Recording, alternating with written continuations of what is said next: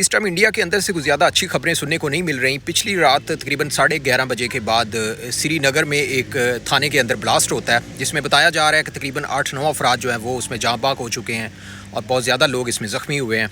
اور اس کے بعد دوسری طرف جو دلی بلاسٹ ہے، ابھی اس کی انویسٹیگیشن بھی پوری طرح کمپلیٹ نہیں ہوئی، اور دوسری طرف انڈیا کے اندر اس ٹائم جو ہے مسلمانوں کے اوپر کریک ڈاؤن وہ پوری طرح جاری ہے۔ ایجوکیٹڈ مسلمان جو ہے ان کو اٹھایا جا رہا ہے۔ اس بار یہ ہے کہ کوئی عام رکشہ چلانے والا، کوئی لیبر میں کام کرنے والا مسلمان نہیں، بلکہ پڑھا لکھا ویل ایجوکیٹڈ جو مسلمان ہے اس کو پوری طرح ٹارگٹ کیا جا رہا ہے۔ اور میں کہتا ہوں کہ اس بار لائسنس آ گیا باقاعدہ بی جے پی کے پاس اور RSS کے پاس، جو ہندتوا جو چاہتا تھا کہ مسلمانوں کو جینوسائیڈ کیا جائے، تو وہ اس کے اوپر پوری طرح اب ان کو اب کوئی روک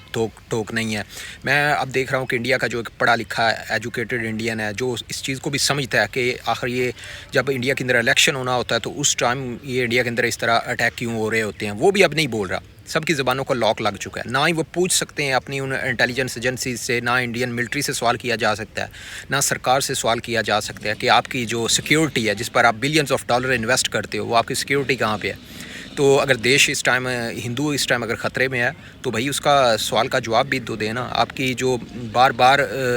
انڈیا کے اندر اگر اس طرح کے اٹیک ہو رہے ہیں، تو یہ جو عمر نام کا ایک بتاتے ہیں جی یہ عمر کی گاڑی تھی، عمر گاڑی میں بیٹھا ہوا تھا، اس نے بلاسٹ کر دیا، یا وہ عادل ہے، احمد ہے جو کشمیر کے اندر سے پکڑا گیا ڈاکٹر، یا اس کے بعد ڈاکٹر شہین ہے،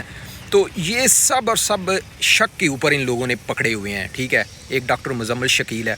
تو بیسیکلی ان کا مقصد یہی ہے کہ مسلمانوں کو ٹارگٹ کیا جائے، اور اپنے لوگوں کو کچھ نہ کچھ تو انہوں نے دکھانا ہے نا۔ انڈین انٹیلیجنس ایجنسیز نے کچھ نہ کچھ تو اپنی دکھانی ہے کہ ہماری یہ پرفارمنس ہے کہ دیکھیں جی ہم نے یہ لوگ پکڑ لیے ہیں۔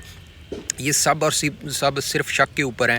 یہ اس میں۔ اور یہ RDX کی بات کرتے تھے کہ ان سے RDX برآمد ہوا ہے، RDX کوئی برآمد نہیں ہوا، امونیم نائٹریٹ ہے، امونیم نائٹریٹ سے کوئی بام شام نہیں بنایا جاتا۔ تو یہ سب فضول چیزیں ہیں جو انڈین میڈیا اس ٹائم انڈین میڈیا کے اوپر جو پوری طرح ٹرائل ہے نا وہ جاری ہے۔ گودی میڈیا آپ کو پتہ ہے کہ انہوں نے ترکیے کے ساتھ بھی جنگ چھیڑ لی ہے۔ اب انڈین میڈیا پہ اتنی فنی چیزیں چل رہی ہیں کہ ترکیے کے اوپر حملہ کر دو، مطلب اتنی ان کاؤ موتر پینے والوں کو سمجھ بوجھ نہیں ہے کہ وہ ایک نیٹو کا کنٹری ہے،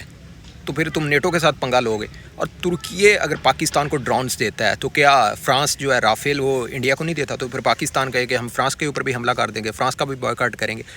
تو یہ ان جاہلوں کی، یہ ان کی جرنلزم ہے، یہ ان کی کیا بولتے ہیں کہ یہ خود کو ایجوکیٹڈ بولتے ہیں اور بڑے ہم سویلین لوگ ہیں، تو یہ ان کے حالات ہیں۔ تو اس طرح کا جناب پوری طرح انہوں نے جنگی ماحول جو ہے وہ